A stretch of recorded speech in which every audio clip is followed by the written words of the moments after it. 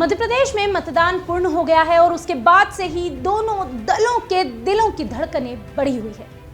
हमारे देश में जब भी चुनाव आते हैं तो ईवीएम पर सवाल उठने शुरू हो जाते हैं। एक बार फिर से मध्य प्रदेश में ईवीएम बदनाम होने को तैयार है और इस बार फिर से कांग्रेस ने ही अभी से ईवीएम पर सवाल खड़े करना शुरू भी कर दिया है। क्या है पूरा मामला, आइए जानते हैं विस्तार से। दरअसल मध्य प्रदेश कांग्रेस उपाध्यक्ष प्रकाश जैन और चुनाव आयोग कार्य प्रभारी जेपी धनोपिया ने यह आरोप लगाया है।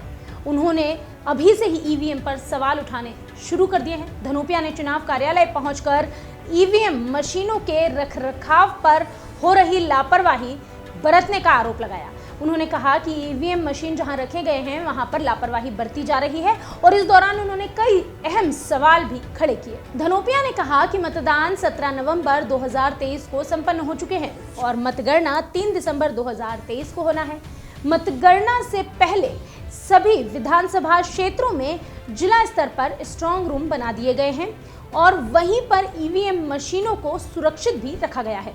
लेकिन ईवीएम मशीनों और स्ट्रांग रूम का निरीक्षण माननीय निर्वाचन आयोग द्वारा किया जा रहा है या नहीं, इस संबंध में प्रक्रिया की जानकारी उन्हें नहीं है। इसलिए इस संबंध में यदि कोई भी दिशा निर्देश जारी किए गए हैं तो ऐसी स्थिति में कांग्रेस प्रत्याशियों को उसकी जानकारी उपलब्ध कराई जानी चाहिए।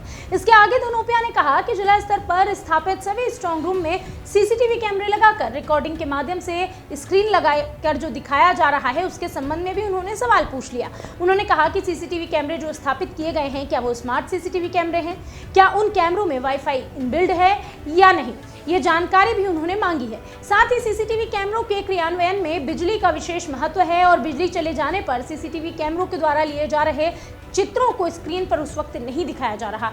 ऐसी स्थिति में उन्होंने कहा कि ईवीएम मशीनों के साथ किसी भी प्रकार की छेड़छाड़ होने की संभावनाओं से इनकार नहीं किया जा सकता है।